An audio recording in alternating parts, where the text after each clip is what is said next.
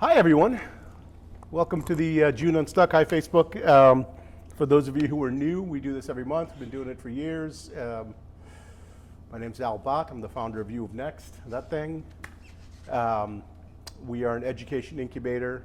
We work on emergent disciplines and emerging approaches to human development. We've been doing this thing as a way to have conversations with people who are up to something significant in the world, in art, in commerce, in education, people who are engaged in some kind of breakthrough. Our work historically has been breakthrough work, doing things that are impossible or have no precedent. And I started doing this about 7 years ago because what I found over 25, 27 years of doing this kind of work is that what looks like amazing overnight success or glorious, wow, I wish I could live that life success, comes with the exact same set of human challenges that every other type of work does. And so the idea was to just have conversations not about the big thing that a person is doing, but about their experience in life doing that big thing. So today we're interviewing Pax, who was the first dog to open. No. Hi. Hi. Today we have Mie-Sara hi. Lai with us, Director of Operations for Miya's Sushi. And if you have watched any of these or attended any of these before, or if you have had a conversation with I or Scott or any of our community for more than 3 hours, you've heard about Miya's, the world's first sustainable sushi restaurant. But we're not going to talk about Miya's, at least not directly. First off, thanks for being here. Thanks for having us. Us. Thank you very much. This is you're going to hold on to Pat. It's all right. He looks pretty content. I don't know. So as I told you, Mia, we are pretty free form. It's conversational, and so I'm going to start on a tangent because the whole conversation is a tangent. So you spend your life in a restaurant. Where do you like to go to eat? Oh, good question. Well, first of all, I have a dog walking business, so you have the wrong person. Where do I like to eat? I tend to go where I've been going since I was a little kid. When my mom started the restaurant, she was so busy, and I look back and wonder how she did it with 3 kids running a restaurant 24/7. And we still talk about it till this day, and there are a couple restaurants that are still open, family run, ironically. And we go back just for the sake of nostalgia and just because we just love the whole environment. I guess the same thing people say about us, which is interesting. Yeah. So where do you go around here? You're so funny. Well, to be honest, I do eat at the restaurant every single day. Do you? Yeah. That is the honest truth.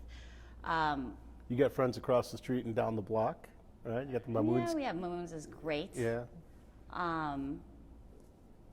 Honestly, New Haven has changed so much. It's a complete different town than what I remember growing up. Yeah.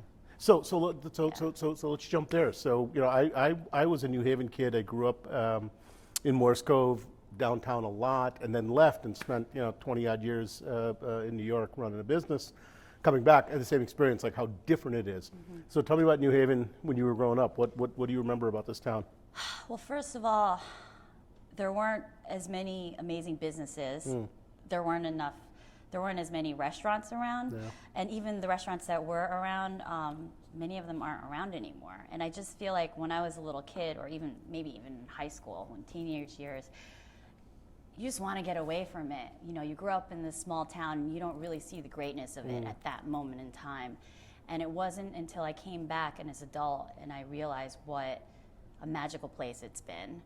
And people actually travel here from all over the world, not just to come to eat at our restaurant, but New Haven's an amazing city, and I feel very, very honored and lucky to be here. Yeah. Actually, you're reminding me, I meant to say this when we started, but this month's session, we're partnering with the International Festival of Arts and Ideas. You got the cup there, right? Yeah. So if you all are not familiar, there's some amazing things going on around New Haven the month of June, art, culture, performance, all sorts of really crazy, amazing things. So artidea.org,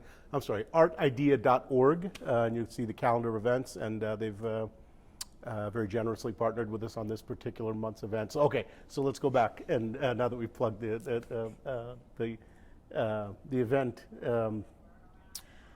So yeah, small town, you kind of lose appreciation for what that's like. So where did you go off to? I went off to school. I went off to Georgia, actually. Finished. My dad actually lives there. Right. And then I made my rounds around Philly, which is an amazing city. And then time flies. So honestly, what feels like a couple years has almost been 6 years since I've been back. My mom got sick. And it was very sudden, and I just had to make a decision within 24 hours what I was going to do with my life. Right. And I remember my brother saying to me, do you want to do this halfway, or do you want to do it 110% and commit to whatever it is that you're doing instead of going back and forth, whatever it was that you're doing, in his words. And I just made that decision and did it. And now I'm looking at one of my buddies that I went to school with in high school and thinking, moving back, like I'm so disconnected with my community and I don't really know anyone anymore. And I have a handful of friends, one of them who's here tonight, who made me feel really welcome in the community. And I realized, wow, I'm not alone going through whatever it is that I was going through. Yeah. So just a side note, I didn't realize your brother knew the phrase halfway. But, you know, those of you who know Buns will appreciate that. It's great. I love all-in people. I love folks who are just, there is no partial commitment. I'm committed or I'm not doing it. That's, So tell me about that. Like, so you leave. Right? You grew up in what I'm imagining. New Haven, but imagining a fairly tight family, right? I mean, your mom is old school, my mom is. Very strict right? and old school. Yeah, and so tight family. Yeah, she had 3 rules in the house: no drugs, no swearing, and no tattoos from the conversation she and I had no about that. That's a good one. Yeah. My brother's got tattoos and stuff. But in high school. Yeah. But that's another story. I don't want to. Yeah, this isn't about him. We don't care. But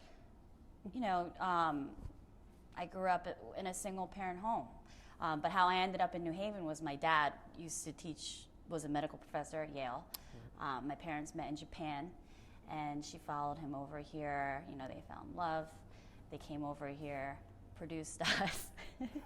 My dad actually just recently retired in his 80s, but he's also in Atlanta. And my mom just decided, I got to do something for myself and needed independence. Had been dreaming about it for a really long time. So it wasn't, like you said, an overnight thing. Right. I think she was thinking about it for over a decade. In my mind, what am I going to do for fulfillment and to feel independent? Right. That kind of thing. And then came Miyas. Not overnight. Not overnight, right? Not overnight. And a lot of people told her she couldn't do it. Yeah. And that was like, what, 1979, 1980? 80. 80, right? She opened that place? So that almost half a century. Yeah. So not only opening a restaurant, something you've never done before, opening a sushi restaurant in New Haven, if I'm recalling correctly, there wasn't one. No, it was actually the first. The first one, right? Yeah. So not only am I going to open a restaurant, something I've never done before, I'm going to open a kind of restaurant that doesn't exist in this marketplace, and so there's no understanding if anybody even wants it. And, oh, by the way, it's 1979, 1980, and I'm a woman opening a business. Exactly, a single. Right? A single mother. Who, didn't know English when she got here. Yeah.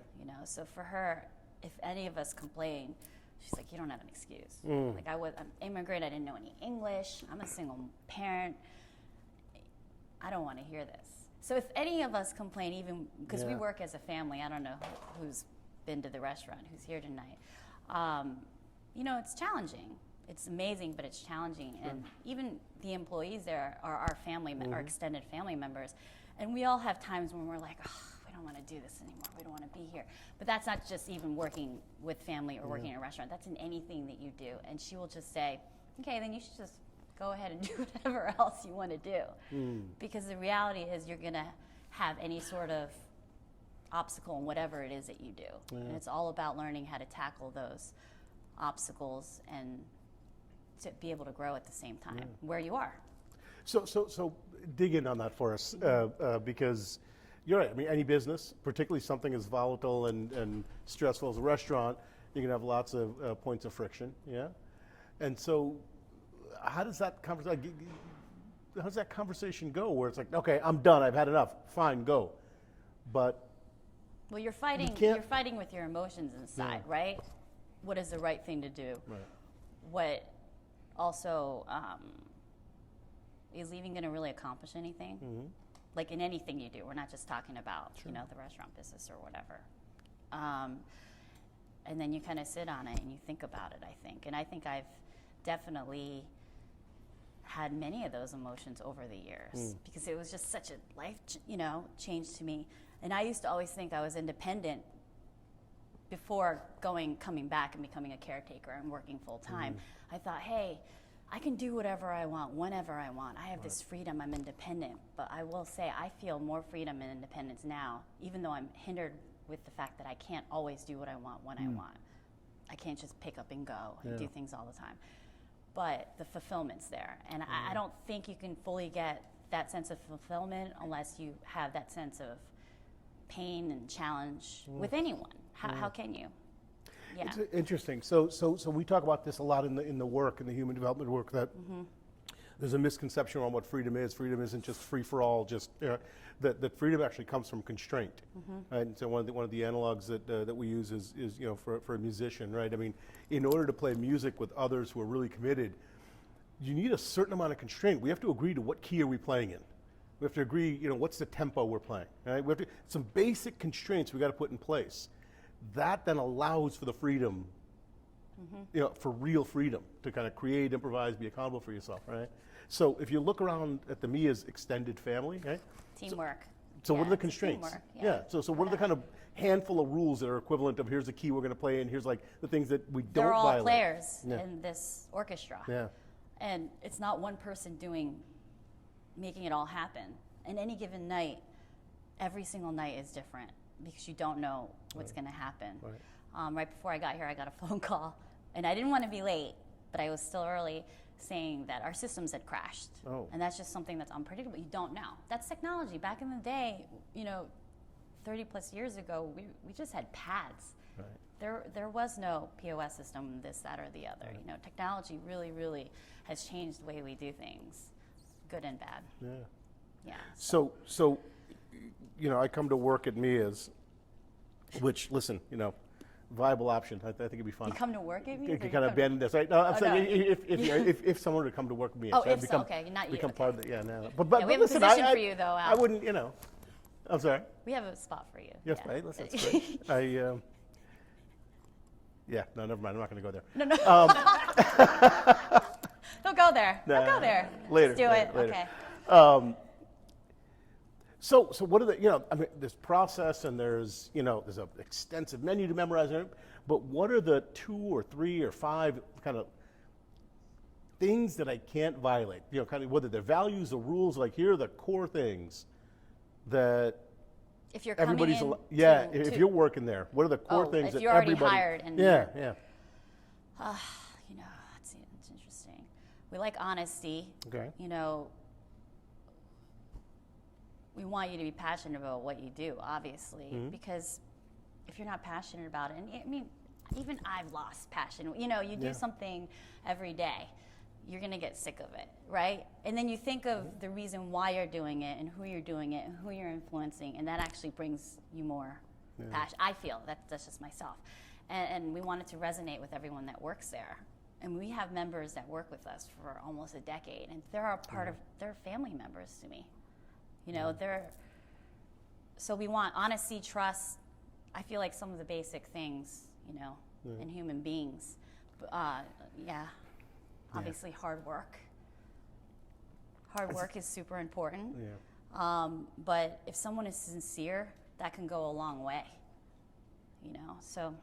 It's fascinating. Just like I said, this year we've had an ex-Facebook executive, an Uber executive, a photographer, restaurateur, it's diverse, and the same set of themes always keep coming up, right? And this one is, the way you just phrased it, right? Human stuff. I don't forget the exact phrase you use, but it's human stuff.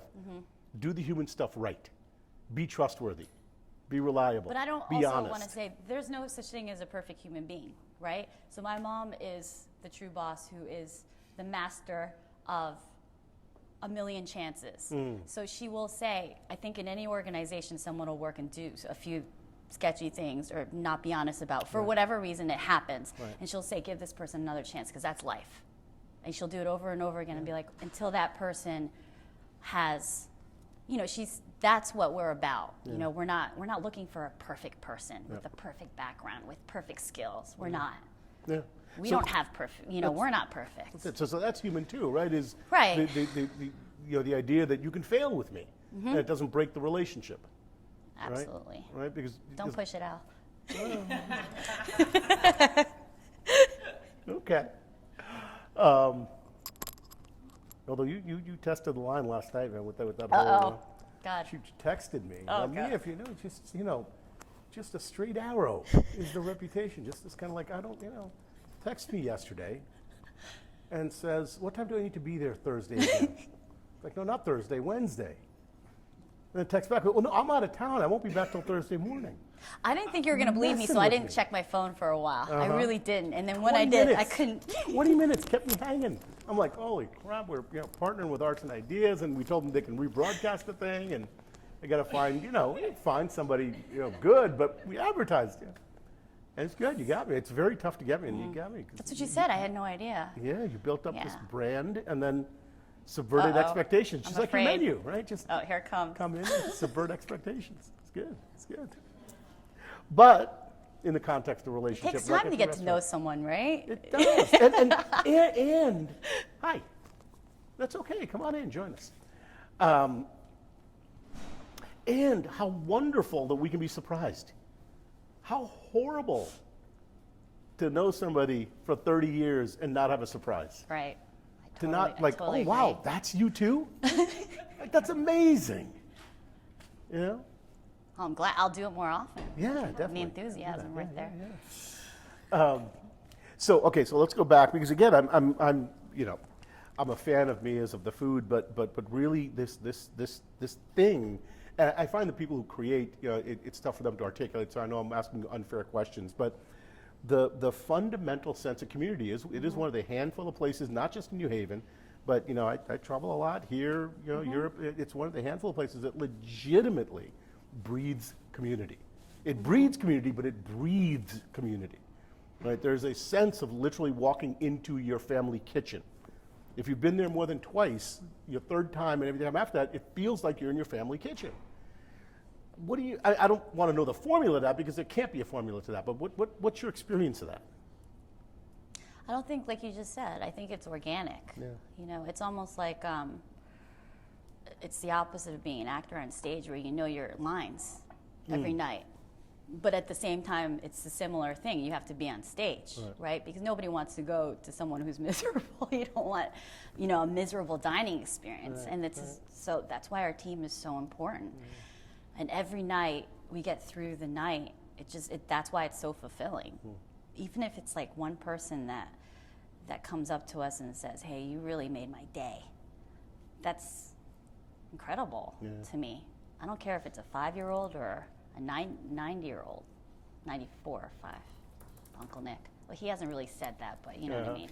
I don't want to make stuff up.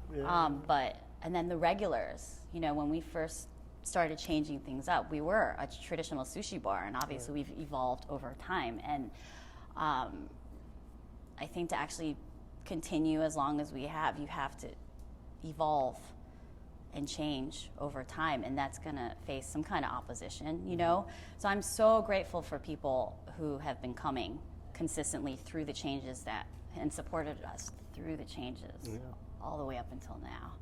It makes it that much more meaningful. So what's your role in the orchestra? Right? I feel a little bit of everything, but I also feel that way about all of our members, that we all wear different hats. And it's hard to explain when someone applies for a position doing this, that, hey, you may not be just doing that, because we are a small family, mom and pop, and sometimes things happen. Dishwasher doesn't show up. Right. My mom won't be back there. I want to be back there, but she enjoys washing the dishes, and she's very, this is my territory kind of thing. And just the way it is, you know. Sometimes we're short-staffed and stuff. It just happens, and we just get through it. Yeah. So many hats. Many hats. What's the hat you like wearing most? So she likes being back there with the dishes, and what's your favorite hat? That's a really tough question. It's okay, we got time. We got 2 hours. Take your time. You Have didn't a tell drink. me it was 2 hours. What? Tell me While it she's was 2 thinking, hours. I forgot to No, you mention didn't. Arts and Ideas is just this month, but every month, our friends at Beginning Brewing, we have our own Brew Next, and I keep 3 months now I've been doing this, and I still can't offer you any because we still don't have the proper permissions. So if you come in there and hang out with us, I can give you a beer, but out here I can't. But I want to just acknowledge Chris Moyes from New Beginning is here, and they brew our own custom beers. Okay, now you've had time. I still don't So have what an do you answer. say? Make something up. It's all made up anyway. No, you know, We pretend like Moses came I down don't want from to the say I mountain with enjoy it. everything I do because, you know, there are tough times. Yeah. But I do enjoy seeing someone who's really happy, you know, because of whatever reason.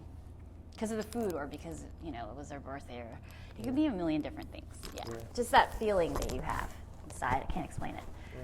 Yeah, it's good. Yeah. So just the sense that somebody's engaged. Right, but then at the same time, there are people that aren't always happy. Yeah. You can't do anything about that either at the end of the day. Yeah. You know, we have some staff members who might say, hey, I did everything in my power. I did the best I could, and they really, really seem to enjoy the experience, but they didn't. Yeah. And that's just something we can't, you know, you do the best you can. Yeah, it's a fascinating thing. You guys, you know, it's you know, if you're expecting a Disneyland experience, right, like this kind of cookie cutter, like, you know, that's not it. Right? Yeah, I like how you did that whole Disneyland thing. Yeah. Right. Well, one of the appeals of places like yours is that it's not Disneyland. It's real. It's human, right? And so you have to be willing to engage with it. Mm-hmm. Right? And I feel like I'm an example. Even when I initially moved back, and it was just super tough to just adjust in general, work, family, personal. I don't even know if I appreciate it as much as I do now. And I think it's over time I've been able to see what we do and what, you know, my family has been doing for this long. And now something bad brought us together to turn it into something good. Because my mom is alive. Like, you know, she's doing great. She's still the boss. She's bossing everyone around. Because every time if I ever tell anyone they're like, why'd you move back? And they're like, and they look, and I'm like, no, there's a good, you know, thing to this. Now we're actually doing it as an entire family. So to me, yeah. What this bossy thing? She's always very sweet to me. I know, she is really sweet. Because she loves you. She makes this Japanese potato salad. Oh, good. It's just amazing. The and homemade. I walk in, and it's not on the menu. She comes back out like in 10 minutes and got this little bowl of potato salad. It's so I don't know what this whole nonsense about how tough she is. She's an sometimes angel. we'll do like this multi-course fancy meal, and I'll ask them what the best part of it was, and you know, my mom would have made the salad, and they'll say, "That potato salad is your mom's." And then there are people that come back, and they keep asking about it. And, You know, I was there 2 weeks ago, and you know, just for a quick bite, I left. As I'm walking out, she was coming back from somewhere. I'm assuming she was with you. I don't know where, but she's like walking back from a car, and she says, "Wait," and she goes back and just like a to-go container. with the potato It's like a pint salad. of potato salad. I was like sitting in my car, Yeah. you know, eating potato salad after the meal because I couldn't wait till I got home. So I don't know about this whole, you know, she's tough thing. I don't know. So you enjoy when people enjoy the experience, and I you do. acknowledge that you can't please everyone. And it's as tough as it's been, I think it's a beautiful thing that we're still able to do this as a family. It's not like we always agree, because we don't. You know, we run everything by each other, but we've been doing it. Yeah, well, again, this is the thing, what I said in the intro, right? There is no this kind of perfected state where this thing is, you know, working like some machine. It's human, so therefore, no doubt, I'm sure there are arguments, there are disagreements, there are things that go wrong, the computer doesn't work, you know, I'm mad at you this week, and so therefore, I'm going to stay mad at you, and just, you know. So. I completely agree. Yeah. I mean, quoting like one of the servers that we had a couple years ago that really made an impact on how I started to think about things. I remember one day, one of the waiters came in and said, had a really rough day outside, and came in and said, wow, this is my safe place. I don't feel like I'm just coming to work. This is the place, like a holy ground almost. I feel safe here, and I feel like I'm not being judged, and I can grow here, and it's not just work. And I think that really helped. When I was coping with my own things, it's true though, right? And I think, actually Miya's means shrine, you know, and my mom created it because she was also homesick as well, and people flock from all over the world, amazing people, to New Haven, and it's a space. She wanted it to be the shrine for people to feel welcome, like a home away from home. And even we feel that way being there, the people that work there as well. It's church. Kinda. Yeah. Kinda. With no religion. With everybody having all different beliefs, wearing all different hats, doing all different things. We don't all have to agree. Yep. That kind of thing. Yeah. You know, so I find this in a lot of different contexts. You know, the place where church happens least is in religious contexts. Exactly. You know, church is, you know, not something that's pursued. It's what ensues. It's what emerges when human beings are engaged in a certain way, right? And so, you know, what you're speaking to and what I experienced there kind of fits that, right? It's this place that you know, emerges from a certain type of human interaction where I do feel kind of safe in a sense of community, and I don't feel like everything's perfect. No, because you were that's just not saying real we're life. not Disneyland. Yeah, because that's that's not real life. That's not human. That's a machine. Machines are perfect. You know, ecosystems are not perfect. Human beings are not perfect, but they belong. Right. There's a difference. Right? So can I add on before I forget? Oh, please, of course. I was going to go somewhere else, so please. So like we started off a traditional sushi restaurant. Yeah. My brother, most of you probably know, has been the reason why we are the first sustainable sushi restaurant in the world. And the reason why he did that was initially, in a nutshell, to kind of change the conversation because traditional sushi is harmful to the overfished oceans, and he introduced invasive species taken out of its natural habitat and introduced to our ecosystem, and it wreaks havoc. So now we're serving these things that are underutilized, overabundant. And then he introduced a plant-based roll because it's also healthier for all of us. But there's no perfect way of doing anything. You know, I feel like it's not food is what's making it sustainable, but also in terms of not just through food, but with humans in the community. When I was just talking about the shrine and that context of how every single person who comes in the restaurant, every single person out, we're all connected, just like the ecosystem, we're all connected. The fish in the sea, the plants, all connected. The human ecosystem. We're trying to express that in conversation through food, but with the people who make us who we are, right? Yeah, it's awesome. I didn't mean to go off on a... No, it's great. Listen, it's a conversation again that permeates some version of this conversation. We just find in every system where people are up to something bigger than themselves. It's the same set of I call them constraints, but parameters, principles, whatever that is, right? There's an appreciation for imperfection. There's a commitment to community. There's a appreciation for human interaction, and it doesn't matter if it's a technology startup or if it's a school or if it's a restaurant. These principles just seem to consistently emerge. So yeah, for me, it's not a digression at all. It just further validates what I think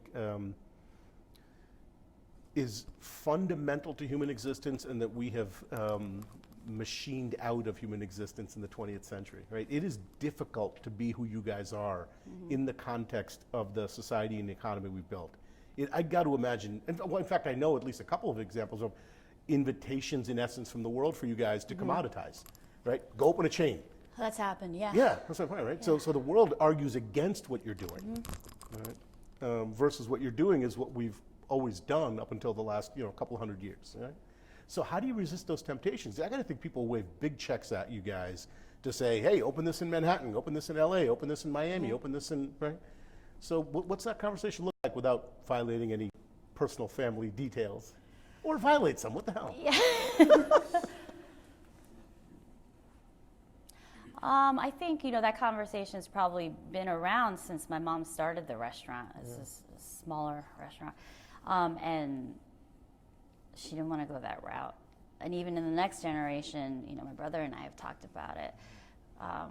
We tried it once. And I just think, none of us know the answer. Who knows what down the road? We didn't even know we were going to be around this long, right? And to be honest, when I thought my mom was, I was going to lose her at that moment in time, I was done. So, and then we just kept pushing along and pushing along and pushing along. So I don't have a real answer to that. It's just like none of us know about tomorrow. But I think right now we really, truly treasure what we have. More so because of everything that we've been through and the struggles that we've been through together and the feeling and the energy that we're getting from our community all the time, How do you guys, what's the dynamic you've evolved? Again, I can't imagine being, I love my sister. So you have one we get along, sister? I have one sister, Okay, younger sister. Yeah, just like you guys, Can't right? imagine working 24/7. Like we get along, we're great, but I cannot, and not just working together, but working together in something like a restaurant where it is high velocity interactions, right? Lots of impact and very frequent. Yeah. So, what's that like? Because you got a lifetime of stuff you can bring into any conversation. Yeah, it's different every day. I could tell you what it used to be like when I first came. Not easy. It's honest, not easy. But now I'm just so grateful. I learned so much. I feel like I'm in school. Because this is my older brother. Or even getting to spend time with my mom. People are like, do you even have a life? And I'm like, are you kidding me? My life is amazing. I get to meet amazing people every day. My caretaking for my mom is not hindering me from having a personal life. This is my personal life, And I feel like I learned so much from them. The knowledge and, I'm not a trained chef. And I never in a million years would have thought that I can learn, that my brother would teach me how to cook. And my mom, she cooks and he'd give me these recipes. Like he's like, Mom actually taught me how to cut, things like that. He didn't even have the opportunity to go to, a traditional school to learn. He's self-taught as well. So to learn that way, to be passed down from family to, generation to generation, to me, I think that's invaluable. So, Yeah. You avoided the question about bumping up with Bum. That's all right, we'll come back to it. Any siblings butt head. If you don't have any sort of conflict, you can't resolve anything. It's the truth. And at the end of the day, it's all about collaborating together. Are you going to choose this path to just really just butt heads and argue about something, or is one of you going to do something about it and just collaborate? It could always be one or the other. Not arguing and this, that, or the other. Sometimes I feel like he is my older brother, and so, but it's not that way anymore. And that's earned. It has nothing to do with having siblings or working, whatever it is that you do, you earn it. There was a day when we had a guy helping us out, fixing one of our fryers, I guess that's what you call it.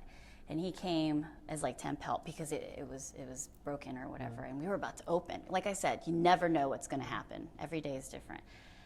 And there I was, and it was just the sushi chef over there, and he pulls the fryer out and looks at the ground and goes, well, the ground's a mess because it was grease, all sorts. The ground's a mess. I can't start working on this thing. Meanwhile, we're about to open.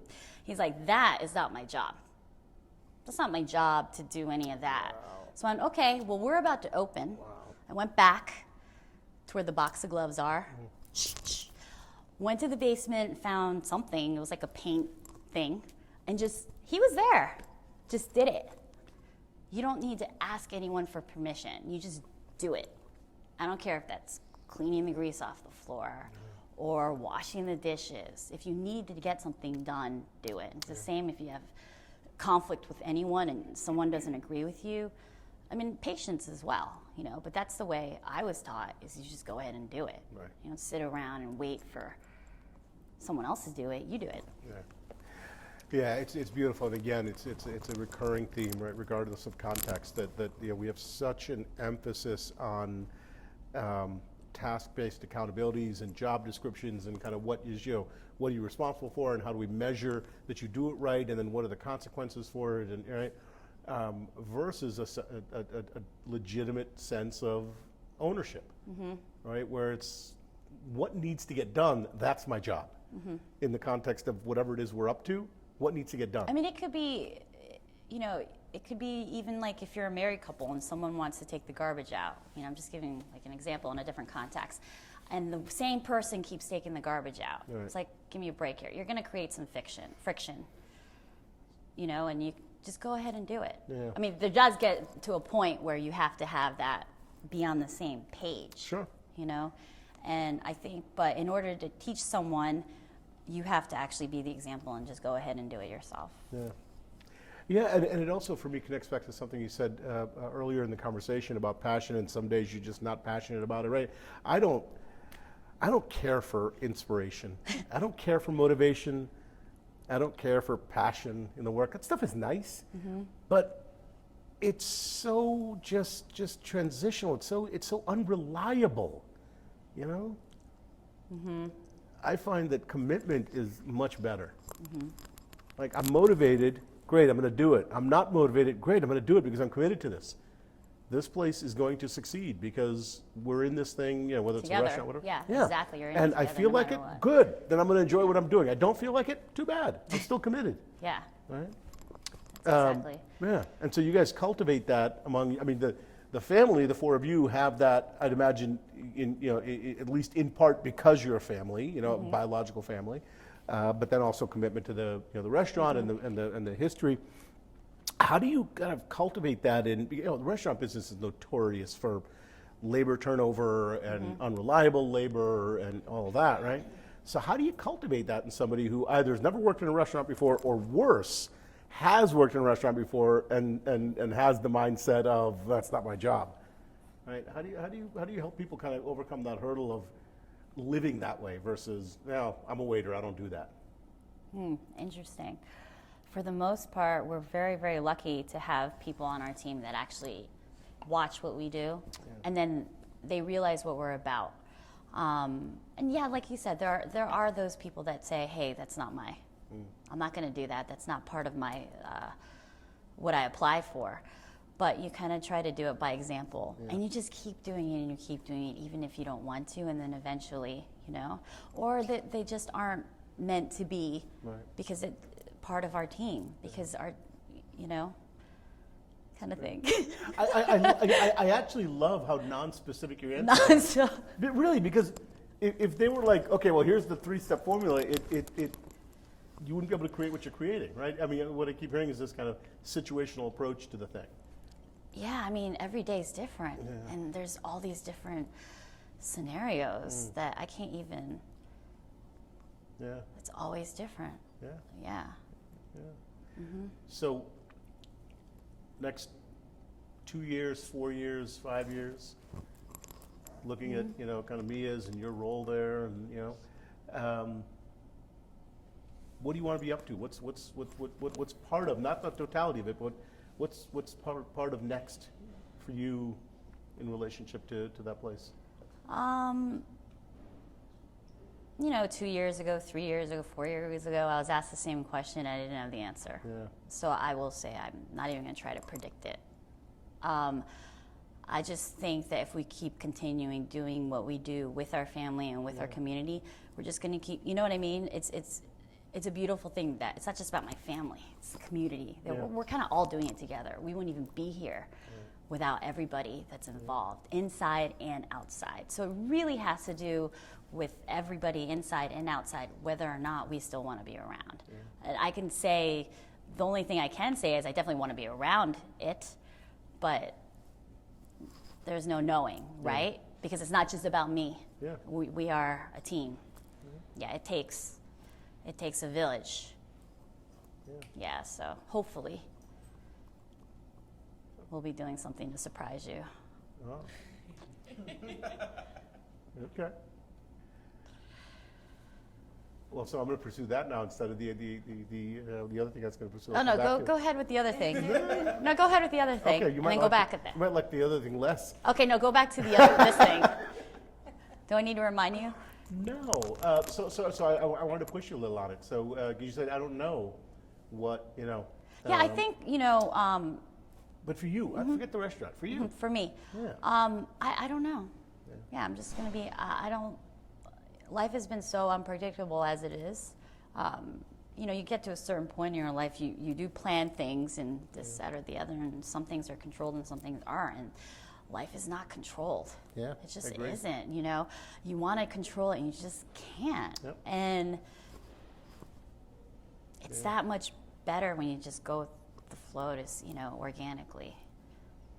Yeah. Respond versus plan. Yeah, and I then can get behind that. But the commitment falls into it. Doesn't mean you're still committed to what you're committed to, but you can't. The outside factors and things, you just can't. There's nothing you can do about that. Sure. Mm-hmm. Yeah. So no new commitments for you on the horizon. No. Oh no, I'm sure there will be new commitments. I can't say know. what. No, none because that you know. I don't know. Yeah. Yeah, I don't know, and it's exciting and scary at the same time. Very scary and exciting. What makes it scary? I think not the unknown is scary for anyone, right? I mean, it scares me. Yeah. But also, I wouldn't have been able to predict myself back here, initially. I mean, I did grow up, following my mom around at work, watching what she does since I was little. I'd be at work. She'd work really late hours. I don't even know how she dropped my brothers off at soccer and then came back and worked 7 days. I have no idea. Yeah. She'd come home with burns on her hand. You know what I mean? Things like that. It's just, and then here I am. One day I was behind the sushi bar making sushi. My mom's like, whoa, what's going on here? Ooh. No, you worked there when you were younger, and then you left. You went off to school. And I went off to school. I came around. I ran away, and it came around full circle. So that's an issue. I was going to ask you about your initial working there, but I want to follow the ran away. What is it? Wasn't a ran away. I think I went off to school and then wanted to do my own thing, and I did. And I think everything happens for a reason. Yeah. And yeah, my mom doesn't want me to talk about the whole thing about when she got sick and stuff. Yeah, but yeah, I happened to sure. be So it just you're there at the right moment in time, and then you get through it, and you don't think about what's ahead because you really don't know, especially when you're so overwhelmed with what's going on at the moment, because it's so traumatic. And then you just came around full circle.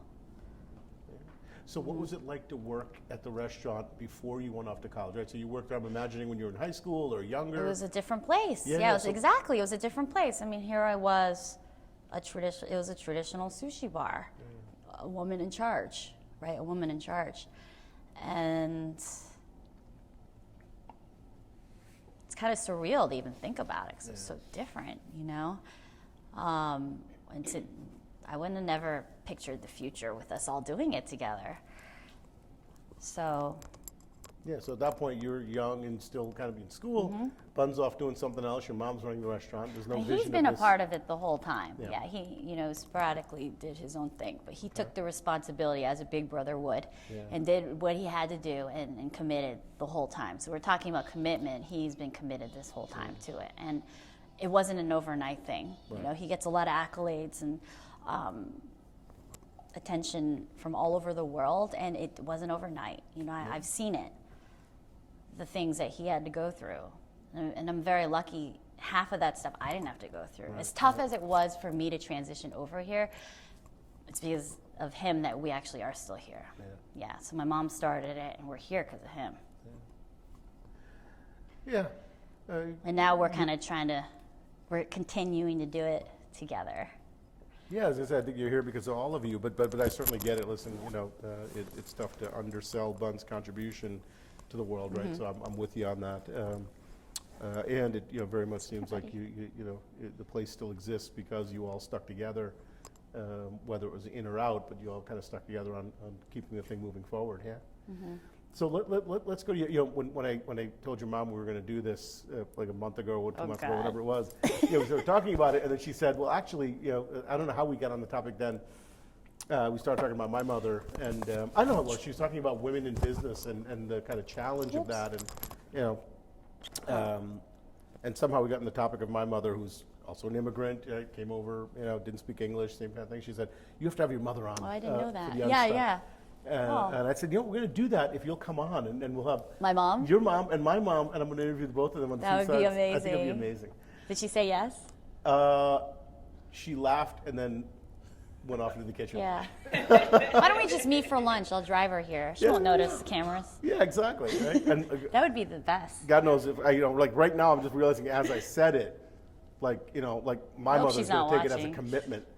And Yeah. she's like going to be on the phone tomorrow and like looking for a date. Right? So it's the other end of the spectrum. She's like, yeah. Yeah. But That would be beautiful. I think it'd be beautiful. Yeah. It'd be amazing. We'll do it. We'll do it. Like I said, it won't take a whole lot to convince my mom to do it. So if we can talk Yoshi into it, I think that'd be really amazing. That would be great. Because they both probably came over roughly the Similarities. same time, different cultures, but no, they didn't speak the language. In New Haven, navigating, and at the Oh, time, so is she in New Haven? yeah, Okay. we landed in New Haven. Yeah. Wow. And at that point, the kind of whole notion of multiculturalism, I mean, I joke, and I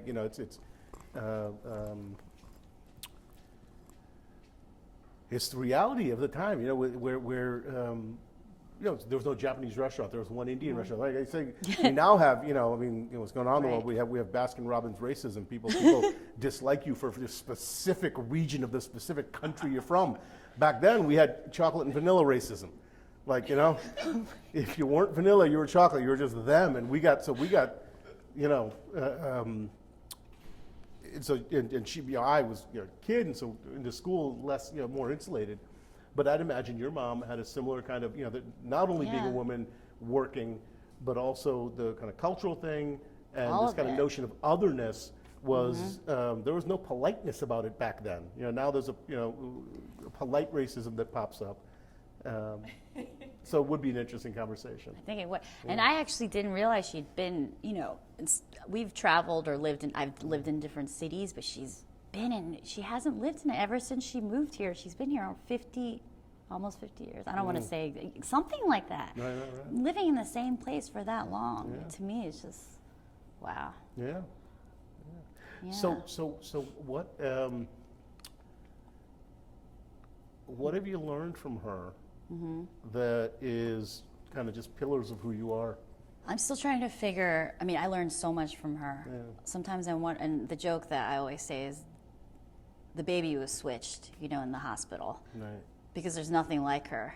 I'm not like her at all in terms of how fierce she is. Like, I don't think I am. And How fierce? You said? fierce and just, what's the right word? Very bold. Very, very bold. Or maybe I am like her and I don't even realize, I don't know. But I think she's taught me to not let her, just do what you believe in. Don't let someone tell you. Yeah. Because when she did what she was doing, everybody told her she couldn't do it. Yeah. And you don't even give it the time of day. Yeah. You almost have to be tunnel vision about it. You just have to if there's something you truly believe in, whether it's opening up a restaurant or it doesn't matter, anything, you have one life to live. So just do it.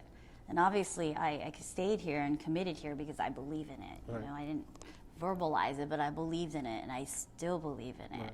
And so that's my mission, right now. And so I've learned to not give up on what you believe in. Yeah. You can only get fulfillment from the challenges that you go through Yeah.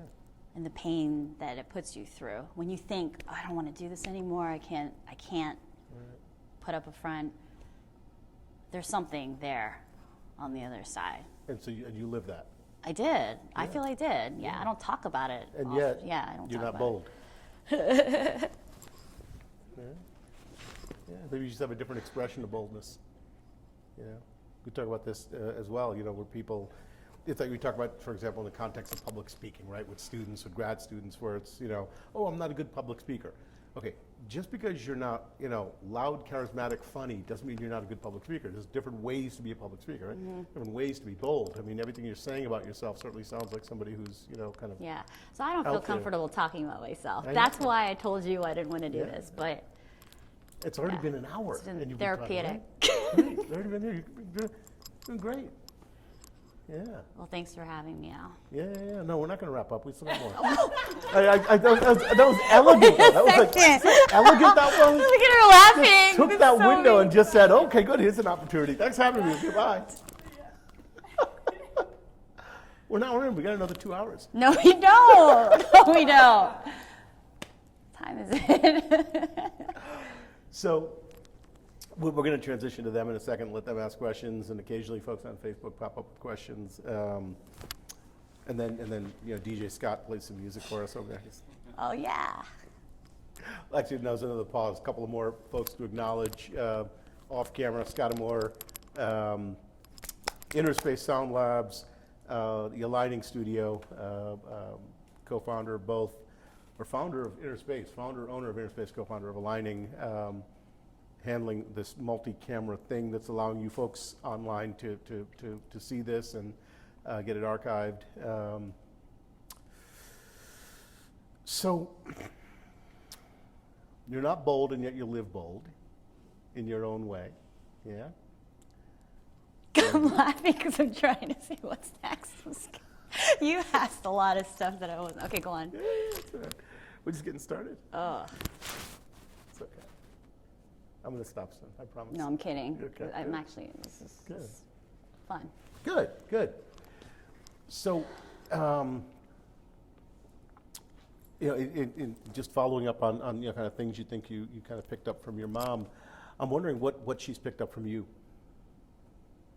She's a very stoic person. Yeah. You know, you won't see her cry, or very rarely. And then, yeah.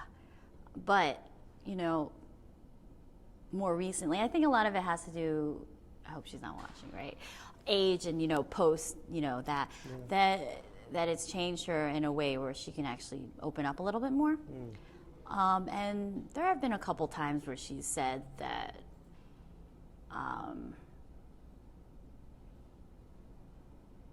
I can't put it in exactly, because it was in Japanese, you know, exactly how that would be translated, but that she really appreciates, you know, me being here for her, and that she wouldn't still be here today, you know, and that kind of thing, in a nutshell. In a nutshell, without getting too emotional about it. Yeah, it's beautiful. So that kind of opening up a bit more, is that your influence? So you're supporting her is certainly something she's acknowledging, but her willingness to open up, do you think you've had some influence on her ability to express those things? I think so, because I've opened up more as well. It's been a process, you know, and that has something to do with going back to you asking me about working with my family, and, you know, you disagree with certain things, and we're all growing together. We are such different people than we were 6 years ago. Now, if we had stayed the same, that would be a very sad thing, but things aren't perfect, but we are constantly trying to improve ourselves. And I can see that, you know, and it's difficult for people to try to look within and to see what needs improvement and what needs to change to make it easy for the people around them that they love and care about. Cool. So you guys in the last 6 years have rewritten interpersonal menus, along with all the rewriting of the restaurant menus, it sounds like. And you don't need to, you know, get into details of that, but it sounds like there's some rewriting of the relationship menus that have gone on. The story. Yeah. The story is constantly changing. That's great. That's great. It's life. Yeah. So, what do you see about? Because again, in the promo video we said, you know, one of the things that's really interesting about you folks is you're constantly experimenting, right? You're constantly experimenting with the menu and the you know, the ingredients, and it's just constantly evolving. And your fan base, your customers, not only are they okay with that, but it's a kind of source of celebration, What do you see about what it takes for a community to embrace someone like you? How do we behave as a city, as a community, to encourage more Miyas in the community, right? How would we treat a business or a business like an ours? Organization, to encourage them to be more doing the kind of things you're doing? To encourage the community to keep doing? No. What would the community be doing to encourage more people like you guys? Oof. And what has the community done to encourage you, maybe is a fairer way to ask it? The simple word would be support, right? Supporting us, whether it's dining with us or word of mouth, or, and you always add us into the end. We appreciate that, right? You always mention us, and those things seem small, but it's a big deal, because we are just a small mom and pop. To get any sort of recognition means a lot to us, and for you to talk about us in any context, even if it's bad, it's still part of our story. Right. You know what I mean? I just feel like it's part of our story. And when you're part of doing what we're doing, you're part of our story.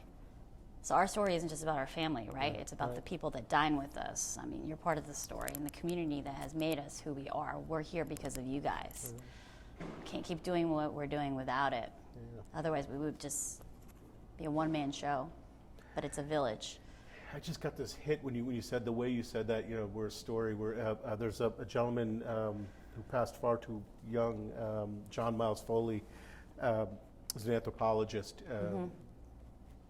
Is the first academic in the country to have two endowed chairs simultaneously at Vanderbilt and University of Arkansas. Anyway, really amazing guy, but spent the bulk of his career documenting indigenous cultures that were purely oral traditions, right? They didn't write. They just, their entire traditions were recorded through stories that they passed down. And one of the things I learned, and so he and his research crew at Vanderbilt created this amazing online repository, recordings and then transcriptions, translations of indigenous stories from hundreds and hundreds of cultures, primarily in the the South Pacific Islands, and then in South America. One of the things I learned from him was that after we settled North America, we wiped out 90% of the population that was indigenous, but that's significant in and of itself. They said we wiped out somewhere in the order of, because these were not, there were 60 million people here by some estimates, right? Even if you take half of that, 30 million people.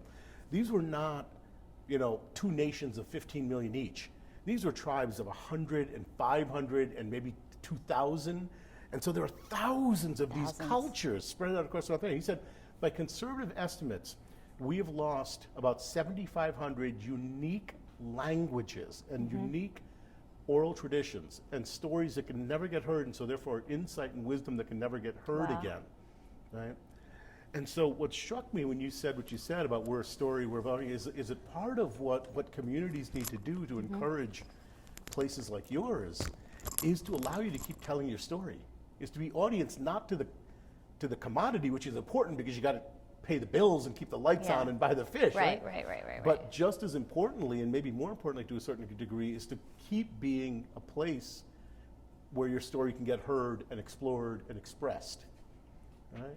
That's why this is great, Arts and Ideas. Yeah. How many different ways of communicating your story through art, I remember we did our first farm dinner the very first year that I came back. We went foraging and made the dinner, and that was a conversation on its own, through music, all of it. New Haven is this amazing gathering place where it's incredible. I'm a homer, but I'm big on New Haven. I think you said I've traveled a lot. I honestly think it is the best small city on the planet. I think it's just an amazing place, and it keeps getting more amazing. Have you lived in other cities, or? I haven't lived, but I spent about 20 years of my life where I would joke, and it wasn't a joke. My home was seat 2A of the day's Delta flight, and so I'd go off and go spend a week in Zurich, and then come back for 48 hours and go spend a week in London, and come back for 24 hours and go spend a week in Chicago, and So, and then lots of little places because, God knows, certainly back in the early days, call centers and whatnot, they'd love to put them in the middle of nowhere in Arizona and Colorado. So New Haven's made the most impact as far as. Listen, New Haven is for me, New Haven is the kind of embodiment of the promise of America. To this day, so we were immigrants back, decades ago, right? And while nobody threw a parade for us, at the same time, there was acceptance. It was like, okay, as long as you go to work, but you got to play. To this day, the level of acceptance and openness we have to immigrants and refugees and We've come a long way. It's and the number of different cultures that are here, right? And we have a problem. I think we're a microcosm of the country in another way, in that a chunk of the city has seen this in terms of economic development, and the chunk of the city has seen this and maybe slightly decreasing, right? And so, like the rest of the country, we have this widening gap that we need to figure out. But what's interesting here is that that's not just an idea. I mean, I literally every single week meet somebody new who's working on those kind of issues. It's not just an idea. It's not just a kind of political platform. There's hundreds of initiatives going on that are legitimately working on those things. And so we keep being open to new versions of other, right? Like we just had a catered meal from this refugee kitchen. If you know this, it's amazing. It is. The refugee kitchen. So we keep being radically open to other and to new versions of other, while we keep riding the economic wave of the digital era and really taking advantage of that, right? And we're trying to quickly figure out how we close gaps that are desperately in need of being closed. So yeah, I think on a variety of levels, New Haven's just an absolutely amazing city. And then we haven't even gotten into the kind of culture and food scene. I mean, That could go on and on. You can get anything you can get in any large city in New Haven, culturally, culinarily. Is that a word? Culinarily. Food-wise. Yes. Food-wise. You can't get as many options of it, right? We don't have 15 art galleries, but my goodness, the art galleries and museums we have are pretty damn stunning. You can't, you don't have 20 versions of Miyas, but my goodness, what we have is stunning, right? All that stuff. Anyway. This all of a sudden turned into a 6-minute advertisement for New Haven. That's great. That's awesome. I am love very it. enthusiastic about this town. I'm extremely enthusiastic about this Going town. back to that question, though, how was it when I was a little kid? It's changed a lot. I mean, I didn't think twice, but almost 40 years ago, our first waiter was gay. You know what I mean? Yeah. And you fast forward to now, and a lot of people working in the kitchen are refugees. So that's just who we are. We've always been, it may be easier now, like you said, more accepted and stuff, but that's been the belief from the beginning. Right. From the beginning, it hasn't been talked about in the open, but it started that way, and it continues to go that way. We're always transforming, and the people that make up who we are constantly evolving and changing. Yeah. They're very, I'm just looking at Pax over there, it's funny.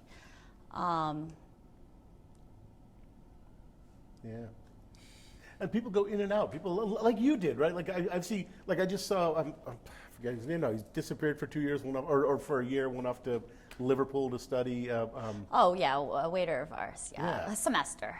So was it a semester? Yeah, he came back a semester. Okay, but see that right. with your place where people go off, and then they come back and they gather back and then inside. Comes back in and just back into the kitchen, back into the family kitchen. Right? It's beautiful. And I think a lot of who we are and what we are, I learned this because a couple years ago, I brought my mom back to Japan after not having been back with her probably over a decade, right? I'm sure she's been homesick. With me a lot longer. I actually spent a year abroad when I was 15. And that year, I met this 75-year-old spiritual healer, and she took me to a shrine, and I was only 15. And I lived with the monks for a week. You can't really do that these days because everything is so commercialized, but I won't ever forget that experience. Of course, I was questioning what was going on, sitting for hours and hours on end, praying and meditation and all that stuff. But when I asked my mom, we went straight to the shrine where she's from. It was a long trip, and it was a very short trip. And we only went there to actually pay homage to our ancestors. So it wasn't like some trip where we had a bunch of fun things. You know, we just went to go say thank you. Thank you for protecting us and looking out for us and giving us the strength to continue to do what we're doing today. You know, so it's our community and who we are, but we are who we are because of our ancestors, you know, and I'll never forget that. And a couple years ago when I went back, it was just such a magical feeling that I had, having just, you know, touch the tombstone and hear the story again and bring it back here. I was in a conversation in here just in the last week about community, and just I find that there's such a lack of understanding about what community actually is, and this kind of transactional notion of community. But things like this sense of place, this sense of legacy, the sense of lineage, whether it's it's most often not biological, right? In this case, it's biological lineage, right? My people in the biological sense, but the sense of lineage, right? I mean, Miya's has a sense of lineage to it, right? Just in and of itself, right? So kind of where I'm from, my people, my home, my place, has nothing to do with the transactional aspects of what I do there. And I expect the transactions to be good, right? I expect in the case of a restaurant, I expect the food's going to be good, but that's not what makes it a community. But it's not just about the food, right? Yeah. Exactly. It's not just about the food, and sustainability is not just about food and the oceans. It's about humankind, and it's all of us connected ecosystem. It's a fascinating thing. So I've spent a lot of time for years, decades actually. You know, December I would go for 2 to 3 weeks. Not decades, a decade and a half. I don't want to over exaggerate that. But I'd go for December 2 to 3 weeks to a monastery, and so I've been to a bunch of different places. Where'd you? Yeah. Yeah, I've been to a few. The kind of places that were home, as it were, the most regular were Zen Monastery, a Zen Buddhist place, and then Thich Nhat Hanh's place, Blue Lotus. But in going to all these places, and then of course you go to India, and like we got ashrams and temples like y'all got Starbucks here, just on every corner and sometimes across the street from each other. And there's something interesting that I found that is just consistent. A good spiritual community, a legitimate, authentic spiritual community, will have killer food. Just because the food's good doesn't mean the community's good. But if the community's good, the food's going to be amazing. Yeah. And it'll be simple food, but it will be amazing. Zen Monastery, every meal is a giant pot. In the morning, it's porridge. In the afternoon, it's soup. I was That's just going to tell you the eat. same thing. A bowl of rice, pickles, miso soup. They bake their own bread, right? And that's it. Yeah, a little pickle, a little condiment thing. Exactly. And you have a bowl So of their delicious, soup, and so you delicious. would think, yes, you would Yeah. think that literally God made it. It's amazing. Until this day, I remember the chant we had to do because I was so hungry and the chant was so long, and it was about, translated, every grain of rice we're so grateful for. So when you eat it, wow. Because the people making it have that kind of it's attention incredible. to it. Yeah. They're not making a commodity product. No. They're feeding a community. Right?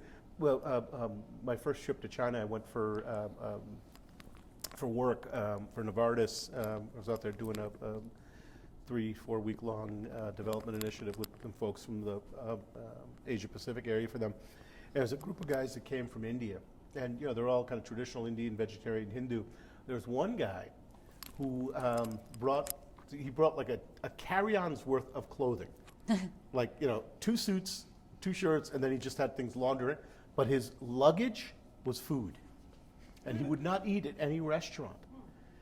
And China, like India, like a lot of kind of traditional cultures, the host wants to make sure that the guests are well taken care of. So even in the business context, our host over there, the head of the Novartis Chinese business, was like oh my God, well, okay, you're vegetarian, and he dug around, he found this place that was like Buddhist vegetarian, and took us there, and the guy wouldn't eat there, and at that point he kind of realized he was creating a tension. He explained, he said, listen, it's not about vegetarian, I am vegetarian, but it's not about the fact I'm worried there's going to be meat, it's that I don't know the disposition of the person that made the food.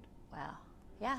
and how they are when they make the food informs You're the pouring food. that into Yes. the food, exactly. And I don't know, if they're angry, I don't want to eat their anger. It's true. And so all this food is made by my family, and so I know the energy that's in this food. Mom's It's amazing. potato salad. Mom's potato salad. get excited. That's why that potato. I get so excited. I get animated. Just think, I love it. that's why that potato salad is so special. It's Oh, not. God, It's we're gonna have potatoes to- and mayonnaise and cucumbers, right? But that's not what it is. No, When it's she not. makes that, that's her. That's That's home 80 cooking. years of her Yeah. in that thing. She's Yeah. not making that to sell for $3.99 in a No, plastic lid over at Whole Foods. Or actually, if it's Whole Foods, it's $13.99. But she's making that for specific people, for a community. Right?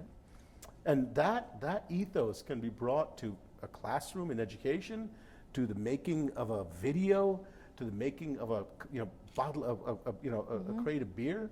We block people from that by telling them what their job is Yeah. and how much they'll get when they do their job, right?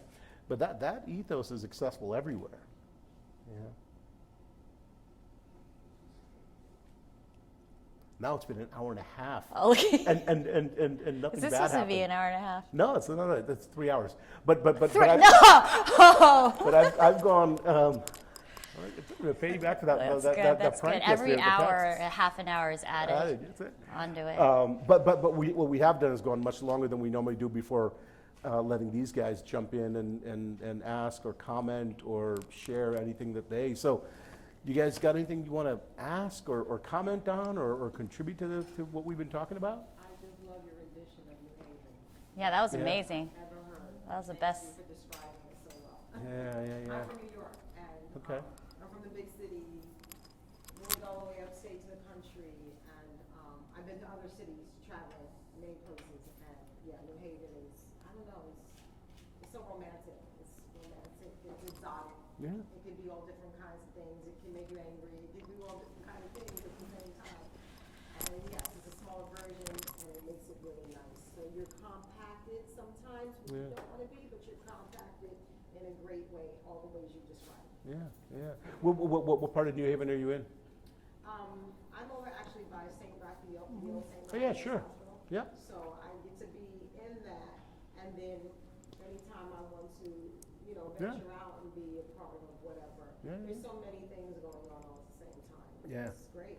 Yeah, it's It amazing. keeps me busy. So it's Yeah. great. Yeah, it's a very walkable city. It's a very, it is tough to find any part of city, wherever, now, we still have a challenge with it, and again, this is just work we need to do. But it's tough to find a part of the city where you're not gonna feel like you're invited, right, to a certain degree or another. And again, I don't wanna be overly, romantic about that. There's definitely work we have to do to get people to feel included who just have not done a good job. But that's the world. That's so anyway, well, welcome So to New I'm Haven. at grassroots too. My daughter is, and all of her friends. Yeah. And so we're definitely doing the work. Yeah, that's great. And oh, by the way, if you're in that neighborhood, you're walking distance to Miya's. He's got to put the plug in. The plug. And the food is fabulous. Oh, you've been? Thank you so much. Were you at the right restaurant? Just kidding. But in general, the food is fabulous. Yeah, it is. It's the food, the bars. We'll do a shout out to Three Sheets, my favorite New Haven bar, which we don't. It's the first Three Sheets shout out. I think we're going to start including Three Sheets because I'm also terribly enamored of that place. I didn't know that. I love Three Sheets. I love the environment in that place. Just absolutely love it, and the food. For a vegetarian, it's an amazing menu. They've been around. Yeah, too. well, the old Rudy's. That's what and I'm saying. Yeah. Yeah. Yeah. Unlike Rudy's, this is not a place you go to watch a bar fight at 2 a.m. but it's still a good. It's still a great kind of old school dive bar. It's wonderful. So, other thoughts? Yeah. I'm really curious to learn about that discussion that you guys had as a family when you decided to take it from a traditional sushi restaurant to more of a fusion. Like, did your mom have that conflict of breaking that tradition and wanting to preserve that Absolutely. legacy? Yeah. How did she kind of, get through that? And does she feel like she's still holding on to that tradition even though the menu is not traditional anymore? So I just want to repeat the question. Scott said he was having a tough time hearing it. And tell me if I've got the question wrong, but just for the Facebook folks and the Instagram folks. The question was the transition point from a traditional Japanese restaurant to what Miya's has evolved into, this kind of emphasis on sustainable and invasive. Did your mom have any challenges with that in letting go of the kind of traditional notion of a Japanese restaurant? Did that capture it? And then, do you still, like, how do you still keep to the tradition, which I'm sure is also important too. Great. So also, how do you keep the tradition? Great. That's a really good question. Yeah, she definitely questioned what was going on. Like, what is going on? In order to preserve it, we've kept traditional dishes like the agadashi. Some of her traditional dishes we kept on the menu. Yeah. So if you do one of our tours, it's a multi-course tour, it'll start from the traditional when we first open our doors. That's the whole point of one of the tours, and then it walks you through, right, the changes we've made, plant-based and invasive species. It's a storybook. So anytime you change anything, whether it's mom or whether it's the community, you're always going to face some kind of opposition. We definitely lost guests when we first started doing what we're doing. People questioned if we were even sushi, right? So yes, but we're all on board. Yeah, we're all on board. Yeah. We all believe in what we're doing, and the commitment is from that. You really have to believe in what you're doing, even if you don't believe, not quite sure where it's going at that time. You're really questioning it, and then you see where it's going and the impact it's making. And then those that want to hop on board believe in what we believe in. You don't have to believe in it. It's just the late great comedian Patrice O'Neill used to say, when I'm doing a stand-up hour or just he said, I don't want everybody to like me. If everybody likes me, I got to hang it up. Like, I want at the end of the show, half the people to be like, wow, and the other half to say, well, I'm not going to repeat what he said, but I want the other half to be angry at me, right? I want. Then I know I'm doing something interesting, right? So if I'm getting rated on a 4-star scale, right? I don't want a 2.5 to 3-star consistent rating. I want a bunch of 4-star ratings. I want a bunch of 1-star ratings. Then I know I'm doing something interesting that really resonates with somebody, and that other people don't get. So I don't know if that's what you meant by it, but just when you were saying that. Yeah, I mean, there are people, we've gone from having a book, the menu's like a book, with chapters and pages, to a page. Yeah. We're pretty extreme. And there are people that come in and go, they've never been there, and go, what is this? Right. And before you can even explain, they're out the door. Right. You just can't, make everyone happy, and not everyone wants to really sit here and listen to what the story is, right? Where's the California roll? You can't. Can I get the 9-piece sushi dinner exactly. and a California roll? It's not on the menu. This is too hard. Let's go. But that's not your audience. But they're in a rush, and they just want what they're used to, and they don't want to think out of the box, and they want to go with the norm. That's fine. Yeah. Listen, there's a reason why McDonald's is the most popular restaurant on the planet. It's predictable. For whatever negative you can say about it, it is the exact same every single time. And for some folks, that's a value. Right? And I think there's some aspects of my life where that's what I want. I don't want it in my food. I don't want it in my bourbon. I don't want it in my coffee. But in my clothing, I'm not a clothing guy. I want, ideally, I'd love to do it once every 10 years. That doesn't work. Once every year, I want to just okay, here you go. That shirt, black shirt, lavender shirt, that one is currently available. Great. I want 20 of those. Right. I want the McDonald's, good quality time. For some people, my daughter, my daughter, right? Lovely lady. It's a 10-year decision on a single shirt, because it's got to be right. So for some people, food is like that. Food is just, I want the predictable, I want the reliable, I want the same thing I had last time. But you could still be that person, right? We have the regulars who just want to get the agadashi and this or that. Yeah. And then sometimes we see them and we just bring it, because we know what they're going to get. We know there's this couple that moved away a couple years ago. It was this lovely boy from Greece and girl, and at the time they met as students and they're dating, and then he went that way, and they just moved back here, and they're like, we were in Greece, we thought about you guys all the time. They don't have this, and they always get this thing called the Future Sushi Special, which is our omakase, which features our invasive species, and it's ever changing and eclectic, and nobody asks that. They don't want menus. That's what they're always going to get, and they move back, and they're like, just so you know, a lot's happened. We got engaged. This is that first week they moved back. They just moved back a couple weeks ago. This past week they came and they're like, we just got married Saturday. We just did it, and this is our honeymoon dinner. I'm like, what do you guys? Oh, Future Sushi Special, and made the warmth here. They remembered us. They believe in us. The whole story started here. They brought their family from, traveled from the world to have their celebration together. That's what we love to do. Be part of the story. Amazing. Yeah, that word keeps coming up, and it fits for me. I never, kind of would have made that connection necessarily overtly, but story. Right? You guys are a story, more than a restaurant, more than anything else. And we love hearing other people's stories, because that becomes our story. Yeah, it's great. It's great. Other thoughts, comments, questions? Song, dance, anybody want to share a recipe? Yes, sir. Throughout the conversation, Snorting. I heard undertones of culture, but not necessarily, aside from the name Miyas, translating to shrine, if I understood correctly, deliberate culture besides that. Has there been kind of conversation about what Miyas should feel like when people walk in, or what the staff should feel like, or is it just kind of homegrown because of the people that work there, the people that visit, or was it like a concerted effort to create this place, this vibe, this ambiance that That's a attracts? really good question. Besides us creating what we do, I feel like the community has everything to do with the vibe when you walk in, right? And obviously our amazing staff.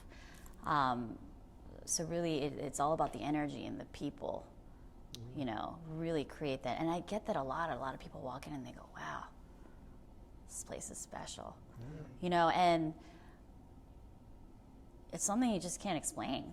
The universe just does it, right? It's crazy. Yeah, you just can't really explain that. I can't. It's very organic. Yeah, I can't put a finger on. I don't necessarily think the universe does it. I think people do it. People, yeah, people. When I say universe, also the people in it. But we're all connected. Yeah. The weeds, the ocean, Pax over there. All of us are connected, and it's the energy that we all bring together. Yeah. It's a really good question. I think Richard Feynman said it's impossible to pull on any single thing in the universe without finding that it's connected to everything else. It's solid. Yeah. Were you about to say something? No, just that it sounds like it's very organic. Yeah. That it's almost not intentional. It's Yeah. just your values and everything. I think so. Values. coming together creates this experience.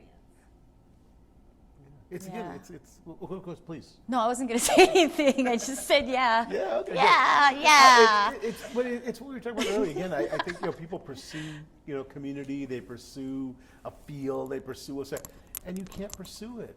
You just have to do the work. You got to scrub the floor behind the fryer, and then somewhere down the road, community emerges, and you got to You're keep funny. doing it.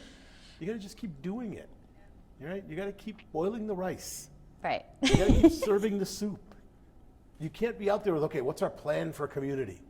Yeah. No, that's corporate. That's corporate machinery, right? You got to be willing to. I mean, I'm going to use that analogy because I love the analogy. You got to scrub the grease behind the fryer. I mean, obviously, there's a lot of prep work that goes behind. Yeah. Of course, Obviously, it's not of just course. like poof. Yeah, that's it. But I you got to be dream of willing to genie. do that consistently. Yeah. And then community emerges. Right? Yeah, that's interesting. I just in that vein, just while we acknowledged Scott earlier and Chris from New Beginning, and just in the interim, Tiffany, Donnell, the other members of aligning the space, digital makerspace that's going to be being built in here. But a great manifestation, right? It's like, what is it, 8:30 or 8 o'clock? I think These we guys had are a coming from question. a day of projects and work, and they come and show up, and like as they're walking down the hall, they're already shooting film for us, right?